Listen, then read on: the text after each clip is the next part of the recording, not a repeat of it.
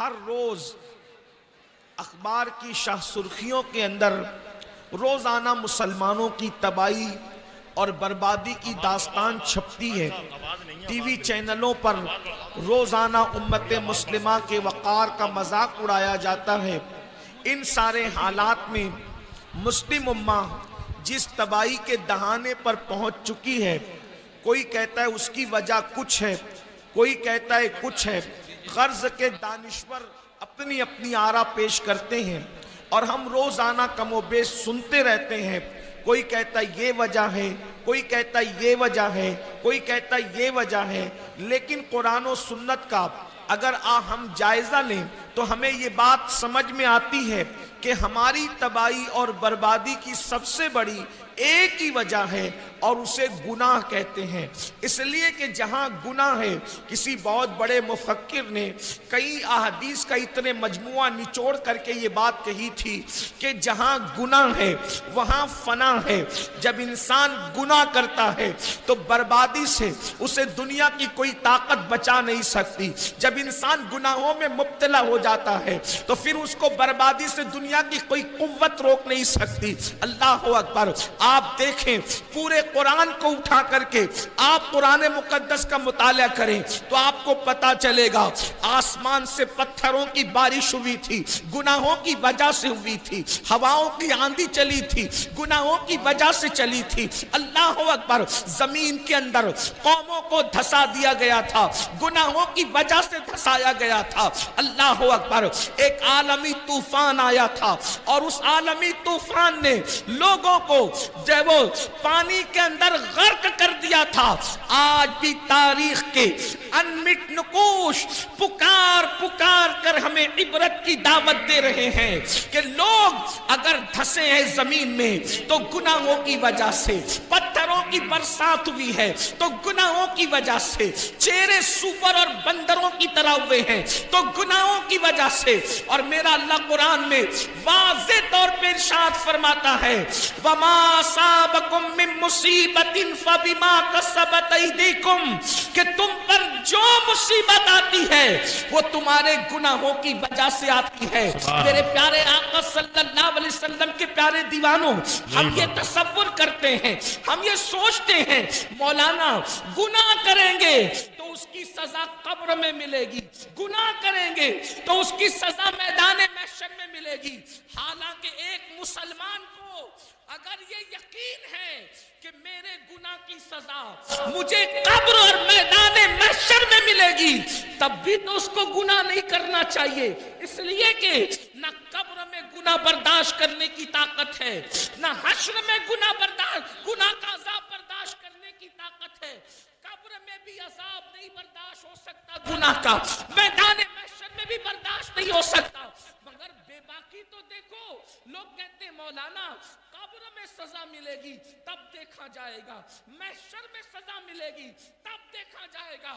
اس کا مطلب یہ ہے کہیں نہ کہیں ایمان کمزور ہوا ہے، کہیں نہ کہیں اللہ رسول کی باتوں پر سے یقین کمزور ہوا ہے. اور یاد رکھنا کوئی گناہ اتنا نقصان نہیں پہنچاتا جتنا اللہ کی باتوں سے یقین کا کمزور ہو جانا نقصان پہنچاتا ہے. صحیح بات ہے. سبحان. کوئی انسان جب ہمیں کہہ دیا گیا کہ تم پر عذاب ہوگا اگر گناہ کرو گے تو، اور عذاب دینے والا کون ہے؟ میرا اللہ ارشاد فرماتا ہے ان بطش ربک لشدید، تیرے رب کی پکڑ بڑی سخت ہے. اللہ اگر کسی کو پکڑے، اللہ کسی کی پکڑ کرے، اللہ رب العزت کسی کا محاسبہ کرے، اللہ اکبر. ذرا سوچو تو صحیح، اگر میرا اللہ ہمارے سر میں درد دے دے، صرف انسان کے سر میں درد ہو تو رات بھر وہ کروٹیں بدلتا ہے، اس کو نیند نہیں آتی. اگر کمر کا درد شروع ہو جائے تو انسان تڑپتا ہے، اس کو نیند نہیں آتی۔ اگر آنکھ کا درد شروع ہو جائے وہ تڑپتا ہے، اس کو نیند نہیں آتی۔ میرے بھائیو، میں اپنی بہنوں سے بھی توجہ چاہتا ہوں اور آپ سب سے توجہ چاہتا ہوں۔ مجھے بتاؤ میرے بھائیو، وہ سر کا درد جو ڈاکٹر کی دوا سے دور ہو سکتا ہے، وہ کمر کا درد جس پر آپ تدبیر کرنا چاہیں تو آپ اس کو دور کر سکتے کسی تدبیر کے ہیلے سے۔ اب آپ مجھے بتاؤ، جب سر کے درد پر اتنا تڑپتے ہو، جب کمر کے درد پر اتنا تڑپتے ہو، جب آنکھوں کی تکلیف پر اتنا تڑپتے ہو، تو اللہ اکبر، جب میرا اللہ قبر میں عذاب مسلط فرمائے گا، جب میرا اللہ میدان محشر میں عذاب مسلط فرمائے گا، اس وقت اپنا کیا بنے گا؟ اللہ اکبر۔ مسلمان ہو، اپنے نبی کی بات پر یقین کرو۔ تو میں عرض یہ کر رہا تھا، اگر آخرت میں بھی عذاب کا تصور ہوتا تو بھی بہت بھیانک بات ہے، عذاب تو ہم برداشت ہی نہیں کر سکتے۔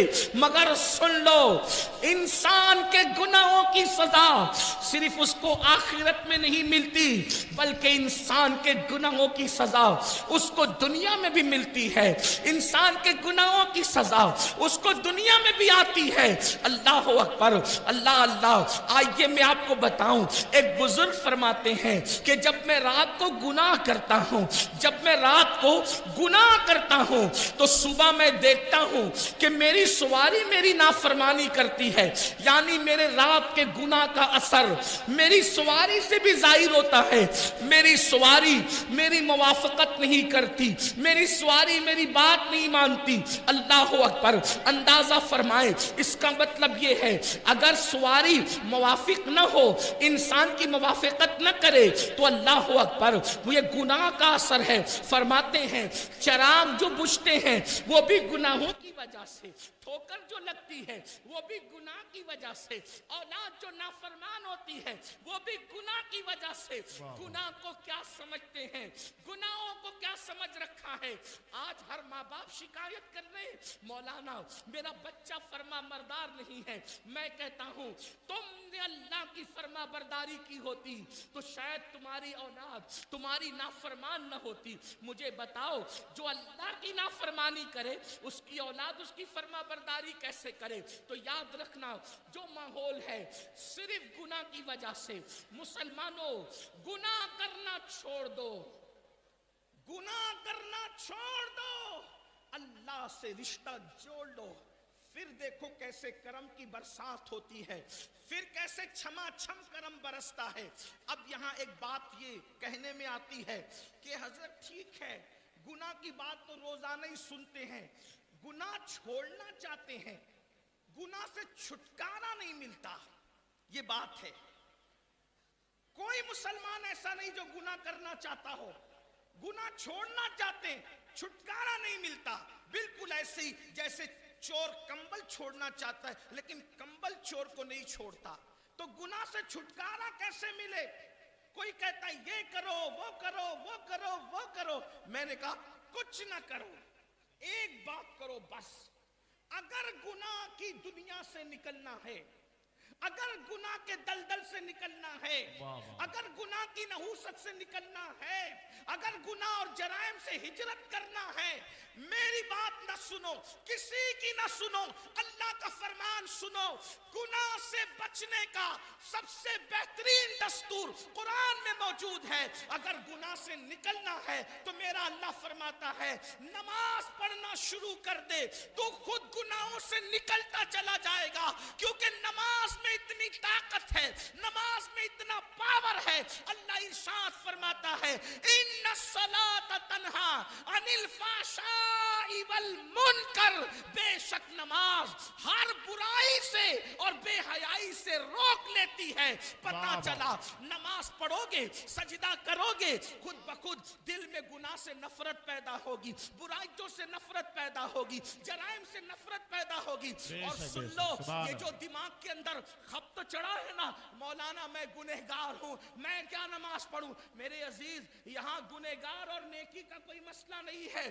میرے نبی نے تو انسان کو اللہ سے جوڑنے کے لیے کتنا خوبصورت قانون عطا کیا, کتنا حسین قانون عطا کیا. ایک بات آپ کو بتاؤں, حدیث میں جو ہے اس پر ہمارا ایمان ہے, حدیث میں جو اس پر ہمارا یقین ہے. اللہ کے رسول نے فرمایا جس وقت بندہ سجدے میں چلا جاتا ہے, اللہ اور بندے کے درمیان جتنے پردے ہوتے ہیں اللہ سارے پردوں کو اٹھا دیتا ہے. اس میں عالم غیر عالم کا کوئی فرق نہیں, اس میں نیک اور بد کا کوئی فرق نہیں, اس میں اپنے اللہ اکبر خطے قبیلے اور علاقے کا کوئی فرق نہیں. جو خلوص سے دل سے سجدہ کرے گا اللہ کے قریب ہو جائے گا. اللہ اور بندے کے درمیان کے سارے حجابات اٹھ جائیں گے. اب آپ مجھے بتائیں, جو ایک سجدہ اللہ کے قریب کر دیتا ہے, یا یوں کہہ لے جس سجدے سے اللہ ملتا ہے, دنیا کی کون سی نعمت اس سجدے سے نہیں مل سکتی. سبحان اللہ سبحان اللہ. کیوں سجدوں کے قریب نہیں آتے, سجدوں کے قریب کیوں نہیں آتے؟ آؤ. لوگ کہتے ہیں ٹائم نہیں ہے. نہیں, بہت بڑی نادانی کر رہے ہو. کس نے کہا ٹائم نہیں ہے؟ اور نماز کو زیادہ ٹائم بھی نہیں لگتا. آؤ نا اپنے اللہ سے رشتہ جوڑے, آؤ آج اپنے اللہ سے صلح کریں. تھوڑا توجہ سے سنیں, غور کریں. اللہ کے بندو 24 گھنٹے ایک دن میں ہوتے ہیں, ایک دن میں پورے 24 گھنٹے. ان 24 گھنٹوں میں 5 نمازیں ہیں. ایک نماز کو صرف 10 منٹ کا وقت لگتا ہے. اور میرے جیسا آدمی اگر اجلت میں جلدی جلدی پڑھ لے, جسے کچھ آتا ہی نہ ہو, تو وہ 8-7 منٹ میں بھی ایک وقت کی نماز پڑھ سکتا ہے. اللہ کے بندو 7-8 منٹ یا 10 منٹ کس کے لیے نکالنا ہے؟ اللہ کے لیے. اللہ کون؟ جس نے 24 گھنٹے ہمیں دیے. اللہ نے 24 گھنٹے ایک دن میں ہمیں دیے. یہ تیرے لیے بندے, پوری زندگی اس نے دی, رزق اس نے دیا, روزی اس نے دیا, زندگی اس نے دیا, خوبصورت آنکھیں اس نے دی, حسین و جمیل بال اس نے دیے, لباس اس نے عطا کیا, طاقتور جسم اس نے عطا کیا, آسمان سے پانی اس نے نازل کیا. بتاؤ تو صحیح, یہ پیار کرنے والے ماں باپ اس نے عطا کیے. مسلمانوں تھوڑی دیر ذرا سوچو, اگر دنیا میں انصاف موجود ہے, اگر دنیا میں وفا موجود ہے, آپ سے پوچھتا ہوں, ایک گلاس پانی اگر کوئی ہمیں پلا دے, ہم تھینک یو کہہ کر اس کا شکریہ ادا کرتے ہیں. روح افزا کا ایک گلاس شربت اگر کوئی ہمیں پیش کر دے, ہم اس کا شکریہ ادا کرتے ہیں. کوئی نوکری 5-10 ہزار کی دلا دے, اس کا شکریہ ادا کرتے ہیں. مسلمانوں, میں کوئی تقریر نہیں کر رہا ہوں, لیکن آپ سے صرف توجہ چاہتا ہوں, دل کا درد ہے. ارے نادان انسان, اگر دنیا میں وفا موجود ہے, آواز دو وفا کو. ایک گلاس پانی پلانے والے کا شکریہ, ایک گلاس شربت پلانے والے کا شکریہ, جس نے تمہارا رشتہ کسی کے گھر میں جڑوا دیا اس کا شکریہ, جس نے 5-10 ہزار کی نوکری لگا دی اس کا شکریہ. اور وہ اللہ, سبحان اللہ سبحان اللہ, بے شک, زندہ باد زندہ باد. وہ اللہ جس نے پانی پیدا کیا, آسمان سے پانی اتارا. اگر اللہ پانی نہ اتارتا تو کیا کسی کا باپ تمہیں گلاس بھر کے پانی دے سکتا تھا؟ نہیں. اور پھر سنو, جس کے دل میں گلاس بھر کر پانی دینے کی توفیق ہوئی, وہ توفیق کس نے ڈالی؟ اگر اللہ وہ توفیق نہ ڈالتا, سبحان اللہ, تو وہ پانی دینے کی بجائے تمہارے ہاتھ سے پانی چھین لیتا. جی جی. آج مسلمان یہ کہہ رہا ہے ہم فلسطین میں کاٹے جا رہے ہیں اور یوپی میں ستائے جا رہے ہیں اور افغانستان میں یہ کی. میں نے کہا جو قوم اپنے اللہ سے غداری کرے, جی میرے جملے تلخ ہوں تو معاف کرنا, جو قوم اپنے اللہ سے, بھئی وفا بھی کوئی چیز ہوتی ہے. بے شک بے شک. جملوں کو تلخ سمجھ کر کے ناراض مت ہونا, کتے سے تو وفا سیکھ لی ہوتی, کتے سے. کتا تمہارے معاشرے میں گالی سمجھا جاتا ہے, کو اس کا مالک صرف ایک روٹی دیتا ہے, ایک روٹی. کتے کو اس کا مالک ایک روٹی دیتا ہے, وہ رات بھر اس لیے جگتا ہے کہ میں میرے مالک کے گھر کی رکھوالی کروں. کتا ہے نا, کتا اسٹیج پہ کتا بولو تو بھی لوگوں کے کان پر گرا گزرتا ہے, اچھا نہیں لگتا, لیکن کیا کریں, مجبور ہیں. دل کا درد دیکھو, تقریر کے لیے کچھ اصول ہوتے ہیں, دل کے درد کو بیان کرنے کے لیے کوئی اصول نہیں, یہ تو بس نکلتا ہی رہتا ہے. اور میں کوئی خطیب مقرر نہیں کہ میں سجا کر کوئی تقریر کروں, لیکن ایک بات کہتا ہوں, میری قوم کے جوانوں بتاؤ, کتے کو روٹی اس کا مالک دیتا ہے, وہ یہ وفا کرتا ہے کہ رات بھر, ایک بات یاد, اگر اس کی برادری کے کتے 4-6 مل کر آ جائیں, اٹھ کے ان کے ساتھ نہیں جاتا, رات بھر جگ کر بیٹھا رہتا ہے پہرا دینے کے لیے. حد ہے, حیرت ہے. کتا ایک جانور ہے, حقیر جانور, ذلیل جانور, ایک روٹی پہ اتنی وفا کی اپنے مالک سے. ہمیں تو سب اللہ نے دیا ہے. بے شک, سبحان اللہ. کوئی ایک چیز مجھے بتاؤ جو اللہ نے نہ دی ہو. اہل منبر سے لے کے زمین پہ بیٹھے ہوئے تک مجھے ایک چیز بتاؤ جو اللہ نے نہ دی ہو. کون سی چیزیں بتاؤ؟ ہمارے پیر کی چپل سے لے کر سر کی ٹوپی تک واسطہ کوئی بنا دیا اللہ نے. بے شک بے شک, سبحان اللہ سبحان اللہ. بہت اچھا, زندہ باد زندہ باد. کھانا کھانے سے لے کے ہضم کرنے تک کس کی قدرت ہے؟ سوچو, غور کرو. اگر اللہ اس منہ کے اندر کوئی مرض, اللہ نہ کرے, اللہ کسی میرے نبی کے امتی کو وہ دن دکھائے, منہ میں کوئی مرض پیدا ہو جائے, ارب پتی خرب پتی ہو کر بھی ایک لقمہ چبانے کی اوقات ہے نہیں. جو لقمہ چبا رہے ہو کس کی طاقت ہے؟ میرے اللہ کی طاقت. اگر اللہ تمہیں اندھا کر دے, اللہ نہ کرے میرے حضور کے کوئی امتی اندھا ہو, اللہ نہ کرے آپ کو اللہ کبھی وہ دن دکھائے, لیکن میں صرف بات کرنے کے, اگر کوئی اندھا ہو جائے, بتاؤ زندگی کیا ہوگی؟ اتنی بڑی بلڈنگ ہے, لمبی لمبی کاریں ہیں, قیمتی کپڑے ہیں, ہو گیا اندھا, کیا انجام ہوگا بتاؤ؟ یہ جو آنکھوں سے دیکھ رہے ہو کس کی دی ہوئی قوت ہے, کس کی طاقت ہے بتاؤ؟ اللہ نہ کرے بیوی پیار دینے کی بجائے بغاوت پہ اتر آئے, کیا کر لوگے؟ یہ جو بیوی کو اللہ نے وفادار, کس نے؟ اللہ نے بنایا نا وفادار. بیوی کے دل میں پیار کس نے پیدا کیا؟ اللہ نے. اولاد کے دل میں پیار کس نے پیدا کیا؟ اللہ نے. اور ماں باپ کے دل میں پیار کس نے پیدا کیا؟ اللہ نے. جو لوگ ہمیں عزت سے ملتے ہیں کس نے بھی ماحول بنایا؟ اللہ نے. اگر کوئی آپ کی تکریم کرتا ہے کس نے یہ توفیق دی؟ اللہ نے. سب تو اسی کا دیا ہوا ہے. اللہ اکبر. حد تو یہ ہے اگر محمد الرسول اللہ کا کلمہ پڑھتے ہو وہ بھی اللہ کی توفیق کے بغیر ممکن نہیں ہے. اگر میرا اللہ توفیق نہ دے تو نبی کا سگا چچا ابو لہب بھی کلمہ نہ پڑھ سکے, ابو جہل پڑوس میں رہ کے کلمہ نہ پڑھ سکے. اگر اللہ توفیق چھین لے تو دیکھنے والا بھی کلمہ نہ پڑھے, اور اللہ توفیق دے تو 1400 سال کے بعد پیدا ہو کر بھی تم کلمہ پڑھے. نعرہ تکبیر, نعرہ رسالت, کس نے؟ علامہ سید امین القادری. یہ سب دیا کس نے؟ اللہ نے.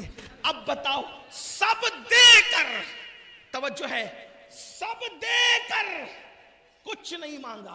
بابا سب دے کر کچھ نہیں. اگر مانگا. اللہ کچھ مانگتا نا اس کی شان ہی نہیں ہے مانگنا, بے نیاز ہے. بے شک. لیکن بفرض محال کیا اوقات ہوتی میرے بھائی. یہ آکسیجن پیدا ہونے سے لے کے مرتے دم تک کے لیتے چھوڑتے ہو ہے نا. کبھی کوئی بل آیا ہمارے گھر پہ؟ آیا نہیں. ڈاکٹر نے 8 گھنٹے کی آکسیجن دے دی, اتنا لمبا بل بھیجا, بہت اچھی بات. کہ ہم سوچنے لگے یا اللہ یہ کیا ہے. صحیح بات. آپ مجھے بتائیں نا, ڈاکٹر آکسیجن دے وہ بھی اس کی نہیں ہے, حالانکہ اس میں بھی قدرت کا عمل دخل ہے. بے شک. کوئی چیز ایسی ہے ہی نہیں جس میں قدرت کا عمل دخل ہے. بے شک بے شک. ان اللہ علی کل شیء قدیر. بلکہ اللہ تو یہاں تک فرماتا ہے اے انسان اور جنات, اگر تم زمین اور آسمان کے کناروں سے نکل سکتے ہو تو نکل جاؤ, زمین کے کناروں سے نکلو گے تو بھی وہاں تم ہماری ہی حکومت پاؤ گے. اے سبحان اللہ، زندہ باد زندہ باد، واہ واہ. ہماری قرآن کہہ رہا بے ہے شک. آسمان اور زمین کے پار بھی اگر نکل جاؤ گے تو بھی کیا پاؤ گے؟ ہماری حکومت. چونکہ یہ دارالعلوم کا جلسہ ہے، یہ دارالعلوم کا جلسہ ہے. یا ایک بات عرض کرنا چاہتا ہوں،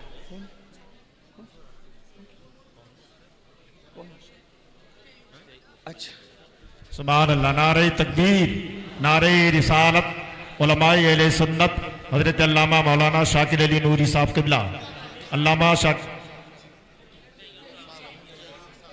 حضرت علامہ مفتی محمد ایوب صاحب قبلہ، حضرت علامہ مفتی محمد ایوب صاحب قبلہ، علماء اہل سنت مسلک اعلیٰ حضرت علامہ سید امین القادری صاحب قبلہ. نعرہ تکبیر. بیٹھے رہیں آپ لوگ، بیٹھ جائیے بیٹھ جائیے بیٹھ جائیے، آپ مت کرو.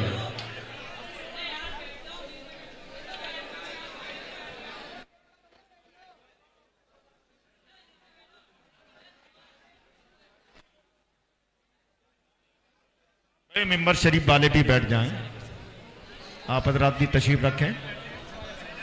ہاں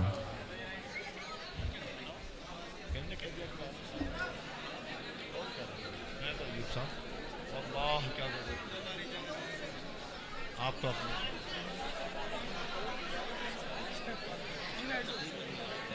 کون ہے اللہ.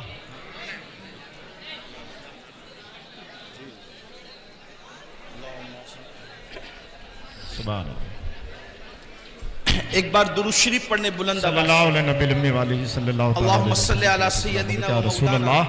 محمد معدن الجود والکرم والہ الکرام وابنہ الکریم و امتہ الکریمہ یا اکرم الاکرمین و بارک وسلم صلاة و سلاما علیکہ یا جد الحسن والحسین.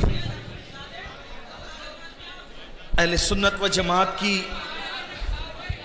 اس علاقے کی عظیم دینی مرکزی درسگاہ جامعہ نعیمیہ مراد آباد کے ایک عظیم عالم دین حضرت علامہ مفتی ایوب صاحب قبلہ نعیمی مدظ اللہ العالی کی تشریف آوری. حضرت کا استقبال ہے. حضرت کی دعائیں لیتے ہوئے گفتگو کو آگے بڑھا. ایک بار درود شریف بلند آواز سے پڑھنے آپ. اللہم صلی علی سیدنا و شفیعنا اللہ رب محمد صلی اللہ علیہ وسلم نحن عباد محمد صلی اللہ علیہ وسلم صلاة و سلاما علیکہ یا جد الحسن والحسین. توجہ اگر آپ کی ہے تو بات کہ اللہ فرما رہا ہے اگر زمین اور آسمان کے کناروں سے اے جن و انس نکل سکتے ہو تو نکل جاؤ، تم وہاں بھی ہماری حکومت پاؤ گے. دارالعلوم کا جلسہ ہے، لوگ سائنس پر بہت سینہ پھلا رہے ہیں. دیکھیے قرآن سائنس کے علوم کے لیے کیسے رہنما اصول فراہم کر رہا ہے. اس لیے کہ اللہ کی کتاب تمام علوم کا سرچشمہ ہے. بے شک. جس وقت قرآن نے یہ کہا اے جن و انس اگر تم زمین اور آسمان کے کنارے سے نکل سکتے ہو تو نکل جاؤ، وہاں بھی ہماری حکومت پاؤ گے. مطلب کیا؟ اس وقت تو لوگوں کو شعور اور ادراک ہی نہیں تھا کہ کوئی زمین کے کنارے سے بھی باہر نکل سکتا ہے. یہ ممکن ہے زمین کے کنارے سے باہر نکلنا. یہ بنیاد کس نے فراہم کیا؟ اس بنیاد کو فراہم کرنے والی کتاب کو قرآن مقدس کہتے ہیں. سبحان اللہ. اور پھر یہ بھی بتا دیا جہاں جاؤ گے وہاں کوئی اور نہیں، اللہ ہی کی حکومت پاؤ گے. اس کا مطلب یہ کہ اللہ کی حکومت اور حکمرانی سے تم کہیں باہر نہیں جا سکتے. اس کی حکومت ہر جگہ ہے. تو عرض یہ کر رہا تھا اللہ نے قوت دی، اللہ نے طاقت دی، اللہ نے دیکھنے کی قوت دی، سننے کی قوت دی، کھانے کی قوت دی، پینے کی. ہر نعمت تو اللہ نے دی ہے. اس کی نعمت کا شمار نہیں کر سکتے، اس کی نعمتوں کو گن نہیں سکتے. اللہ اکبر. میرے عزیز میرے بھائی، ایسی نعمت جس پر کبھی آپ نے توجہ بھی نہیں کی ہوگی. یہ آنکھیں بار بار جو ہے پلکیں بند ہوتی ہے کھلتی ہے، بند ہوتی ہے کھلتی ہے. کیوں یہ نعمت کیوں ملی؟ آخر پلک کے بالوں کا کام کیا ہے؟ لیکن ذرا سا اس کو کاٹ کر کے کوئی دیکھے، اگر یہ پلک کے بال بار بار کھلنا اور بند کرنے کا نظام نہ ہو تو ہماری آنکھوں کا انجام کیا ہوگا؟ ہماری آنکھوں کی کیفیت کیا ہوگی؟ گویا کہ سیکورٹی گارڈ کے طور پر اللہ نے ان پلک کے بالوں کو پیدا کیا ہے. یہ نعمت کس کی دی ہوئی؟ اللہ کی. اور آپ کتنی سادگی سے کہہ دیتے ہو مولانا نماز کے لیے ٹائم نہیں ہے. وہ اللہ جس نے سب دیا میرے بھائی، ہر نعمت دیا میرے بھائی، اس اللہ کے لیے ٹائم نہیں. اور پھر ایک وقت کی نماز کے لیے صرف 10 منٹ کا ٹائم ہے. 10 منٹ بس، اس سے زیادہ نہیں. اب 5 وقت کی نماز پڑھو گے تو 50 منٹ کا ٹائم لگے گا. پھر بھی وقت نہیں نکالتے، پھر بھی ٹائم نہیں نکالتے. تو یاد رکھنا، اگر نہیں نکالو گے نا اللہ کے لیے ٹائم تو پھر اللہ کا عذاب ہے.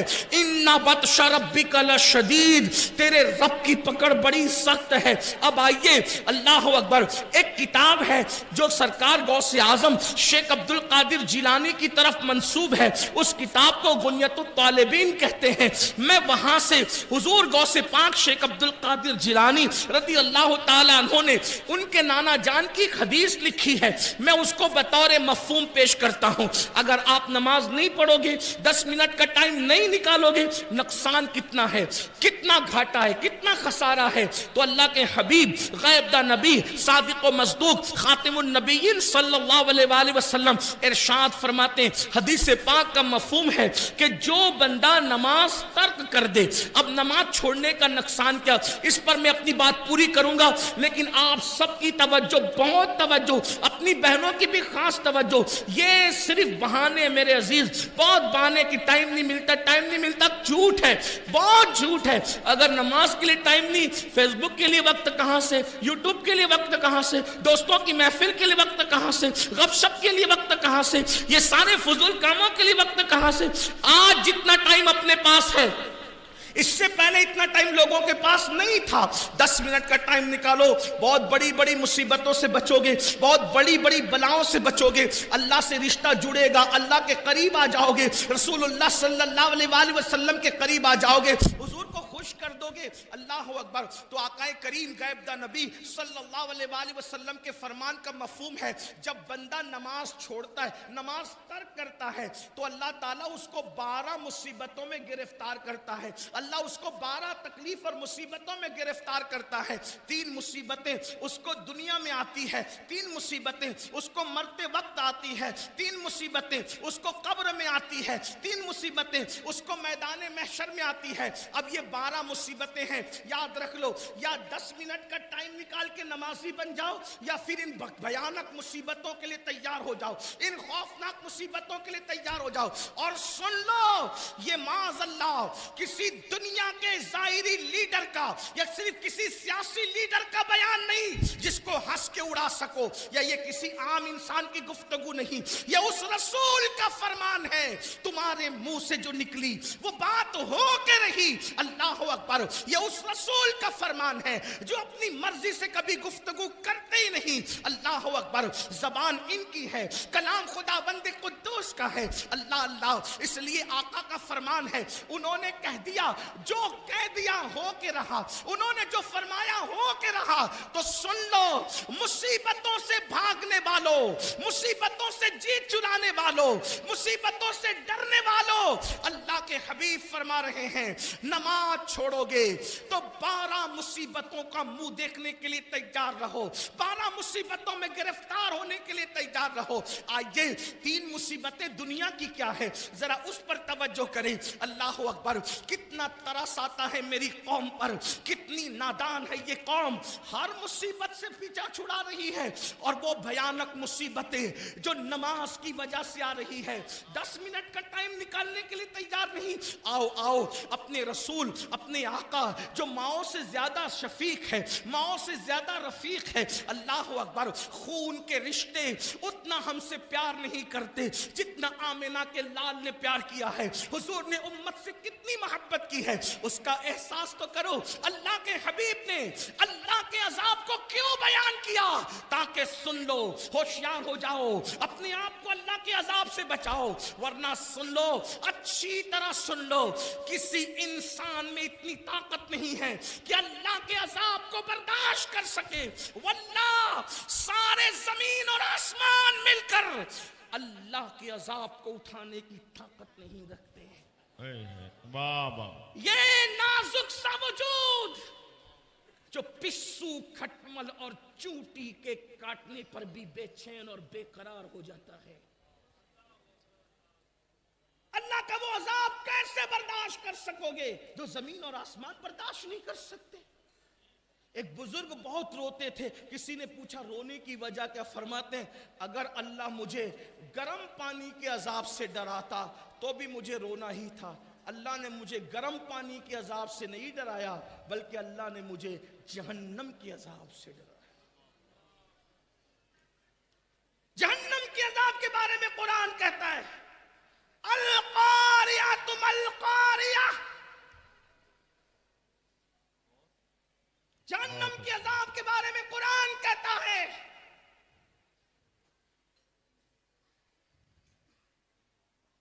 میرا اللہ ارشاد فرماتا ہے جہنم کے عذاب کے بارے میں.